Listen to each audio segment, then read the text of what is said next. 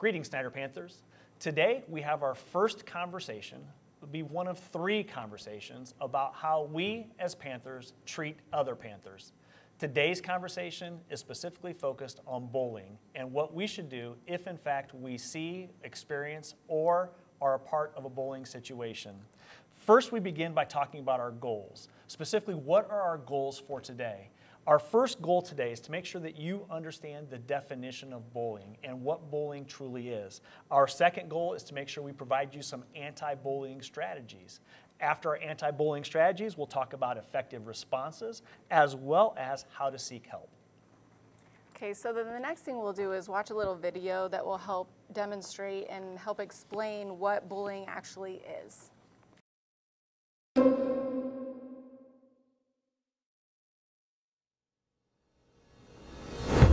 Every student deserves to go to school free of fear. However, harassment, intimidation, and bullying are unfortunate realities of today's school environment. Bullying incidents especially have dominated the national headlines over the past few years. Statistics show that 1 in 3 teens report being bullied, and 1 in 10 reported being bullied daily or several times a week. Bullying can happen anywhere at any time. It can be face-to-face, through text messages, or on social media sites. Bullying is not limited by age, gender, education, or socioeconomic level. Anyone can be a victim. Bullying can be devastating in a student's life and can cause lasting harm. It is not a phase that kids go through or just a normal part of growing up. It should never be ignored. So how do you know if you're being bullied? Abusive situations that are defined as bullying incidents have 3 main characteristics. Harm. Someone gets hurt physically, socially, or emotionally. Unfair match. One person or group does not have the physical, verbal, or social skills to effectively contest the other person or group. Repeated occurrences. The harm and unfair match are repeated over a period of time. Other abusive situations, including harassment and intimidation, can be harmful and should be reported, but the combination of these 3 criteria makes bullying especially damaging to the victim. If you think you're being bullied, intimidated, or harassed, we want you to know that there's help.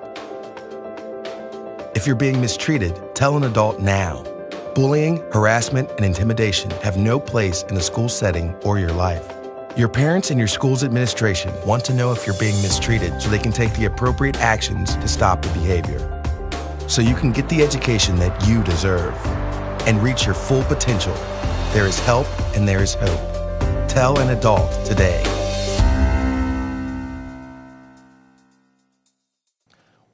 Great video, Ms. Shroyer. I appreciate that. However, let's talk about bullying just a little bit more because bullying's different than just typical picking on or just typical bothering. Bullying is different because it causes hurt, harm, or humiliation to the individual that is being victimized. Bullying is intentional. It's the repeated acts against a victim who is defenseless. So you have to remember that bullying is a little bit different than just an individual isolated act where maybe 2 people bump into each other in the hallway or somebody yells an inappropriate word down the hallway and you think, oh, they must be talking about me, I need to tell someone. Bullying is repeated and it's intentional. The bullying has a victim. The victim knows who the victim is because they keep getting harassed or bothered time after time after time. And it actually takes many different forms. So we'll see probably the easiest to recognize is physical. So that would be someone shoving, what you talked about, hitting, bumping, again, repeatedly doing these things as I'm walking down the hall every time that maybe we see each other.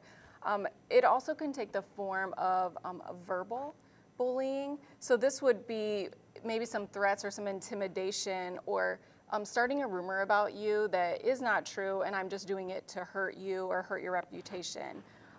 A sexual form of bullying is not just a physical act, but we have to think about it as some of the things that we post online, some of the things that we might like inappropriately touch someone and repeatedly do that while we're in class or in the hallways. Probably one of the newest forms and of a really serious issue is cyberbullying. When things are posted online, it's really hard to erase those. So an issue, whether it's a text message or it's posting a video, sending pictures, different things that can really hurt someone's reputation and really humiliate them online, they just spread so fast, and really you cannot fix those problems. Ms. Shroyer, that's exactly why Mr. Hissong has absolutely no social media presence whatsoever. Bullying can happen to anyone, by anyone. In other words, don't think of a traditional bully as being the bigger kid. Oh, it's the big kid over there in my class, he's picking on me. Bullying can happen by anyone. Anybody can be a bully. A cheerleader could be a bully. The smallest guy in class can be a bully. It doesn't matter. It's about the act itself. It's about what the bully is specifically doing to the victim to cause them harm or intentional pain. So that's truly, a bully can be anyone. Once again, I can't say this enough. A bully can be anyone. Realize the victim is never at fault for being bullied, and the victim has a right to feel safe at school.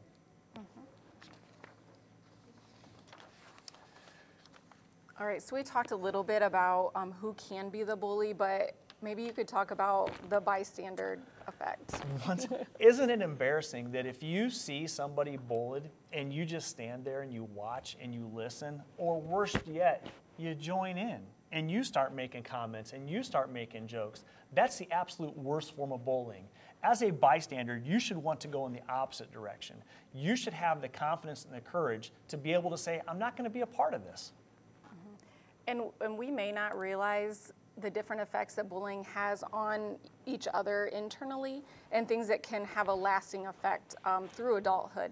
So there are some internal impacts of bullying that can lead to things like loss of sleep and loss of appetite. You might feel really anxious, of course, not wanting to come to school.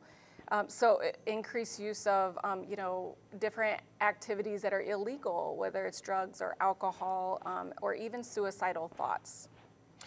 One of the reasons teens don't tell, one of the reasons they don't report, is because they lack trust in the adults that they're supposed to report to. That should not be an issue here at Snider High School, because we have plenty of adults in this building who are more than willing to listen, who are more than willing to understand, and who are more than willing to accept that information to make sure that that information gets reported to the correct individuals that can make a difference. So at this point, never, ever be in a situation where you lack that trust in an adult that you don't want to tell someone. We want you to tell someone because we want you to be confident that it will be handled correctly. Another reason people don't want to report is because they fear that retaliation. They fear that if I tell or if I say something, then it's going to happen more or it's going to get worse. That should not be the case. And if that is the case, then we haven't handled that situation correctly, and we need to do a better job of it. Yeah, and along those same lines about reporting, we do a really good job, I believe, of making sure that when we address a situation that we help the bullier understand the importance of not going back and retaliating against that other student. And we also have an issue of students saying, well, I've reported it and it continues to happen, so it didn't work, nobody did anything about it. But I just want to remind everyone that if this situation happens and it repeats itself after it's been reported, you have to let us know again, because maybe we assume that the issue's been taken care of and that the student has stopped bullying you. So make sure that you report any repeated acts of bullying as well. That's correct, Ms. Shroyer, because once again, the definition of bullying is it's intentional and it's repeated. So once the initial conversation occurs, once the initial intervention occurs, that doesn't necessarily mean it's just automatically going to stop. There's no magic pill for making bullying stop. It may take multiple interventions. It could take a few times of talking to the bully and the victim to ensure that all the issues have been addressed and all the issues have been corrected. And you may not know that it is actually against the law. So we handle this now in a very different way, and it's really important that we have these conversations to explain what bullying is not, and to make sure that you report it so we can act accordingly. Again, we want everyone to feel safe and be safe. And the one thing you need to remember, and this is probably the most important, because we have this conversation at class meetings, at Snider High School, bullying will not be tolerated. We're a family. We treat each other like family. We take care of each other. We look out for each other. we do right by each other. And if you're bullying someone, that's not acting like a family member, that's the opposite. And maybe, just maybe, we need to look and examine why you're a part of this family. If you're being bullied, realize that it's imperative that you help us as part of that investigation. The best thing for you to do when you first suspect that someone is targeting you as a bully is to start recording those incidents. I'm not just talking about in your mind and trying to remember dates and times and maybe what happened on those dates and times. I'm talking about keeping a journal and writing the incidents down, keeping track of specifically the time, the date, and exactly what happened. Because once again, we're trying to establish a pattern of incidents. So if we ask you for those details, when you can provide those details and as clear, as concise as possible, that helps us establish that pattern, and it helps us as part of the investigation into the bullying. Remember, always tell an adult. The first thing you should do is tell an adult. Find an adult in this building that you trust. It does not have to be an administrator. It can be a teacher. It doesn't have to be a teacher. It can be a counselor. It doesn't have to be a counselor. It can be an assistant. It can be anyone in this building that you trust. That's who we want you to tell. That person is responsible for making sure that the folks who handle these types of situations are informed so that it can be addressed immediately.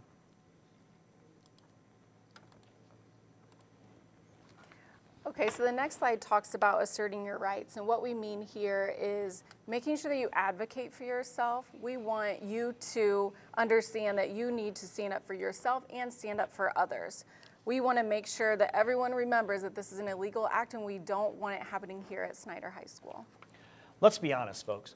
Bullying is basically the unconscious act of making someone else feel bad about themselves so you feel better about yourself. That's it. That's all it is. It's about you trying to make yourself feel better because maybe there's something wrong. Maybe you're not feeling good. Maybe there's something wrong with your personality. Maybe your appearance. Who knows what's wrong? But because you feel self-conscious about yourself, you want someone else to feel worse about themselves. So you engage in the act of bullying to try to destroy their ego, to try to make them feel bad. So that maybe, I guess, maybe if they feel worse about themselves, I don't feel so bad about myself. So the bully is usually hurting too. So what if I am the bully? We encourage you as well to come see us, talk to us, and let's get to the bottom of what's going on. If you witness bullying, put yourself in the shoes of the victim. What would you want a witness in that situation to do for you? What do you want them? How do you want them to respond? Do you want them to stick up for you? Do you want them to stand up against the bully? Do you want them to take on that fight for you? Do you want them to report it to an adult? Whatever you want that witness to do for you, you should be doing for the for the victim who's being bullied. You have to have the courage to stand up, step out, and be strong. Even if you don't have the courage to intervene and possibly confront that bully, you at least have to have the courage to help out that individual and report it to an adult. The victim doesn't always have to report it. Sometimes we find out about bullying from witnesses. Sometimes we find out about bullying from witnesses long before we ever find out about bullying from the victim. So if we're not looking out for each other, if we're not being good family members, that's when people get bullied. Okay, again, and another reminder that here at Snider that we're a family and we take care of each other. So we want to give a very strong message to everyone is that you do matter, that you deserve to be treated with kindness and respect, and that we're here for you and we will help either the bully or the person being bullied. Ladies and gentlemen, if you have questions, your teachers have been trained in how to handle these types of situations. Once again, our goal at Snider High School is to make sure that each and every student who attends Snider High School feels safe and feels confident that they can come to school and learn in a stress-free environment. Folks, the world is already stressful enough. We should not come to Snider High School and make it more stressful each other. We come to Snider High School to take care of one another. So please help Ms.Shroyer and myself take care of you by taking care of each other. So at this time, we would like teachers to have a discussion with their students in class right now about bullying. If there are any questions that the students may have, you can address them at this time, and just make sure that everyone understands our message today. Ladies and gentlemen, we thank you for being patient with us today. We thank you for listening. Ms. Shroyer, thank you for being my guest host. Ladies and gentlemen, we have 2 more conversations before the end of November. We look forward to seeing you then as well. Take care, be safe, and always be great Panthers.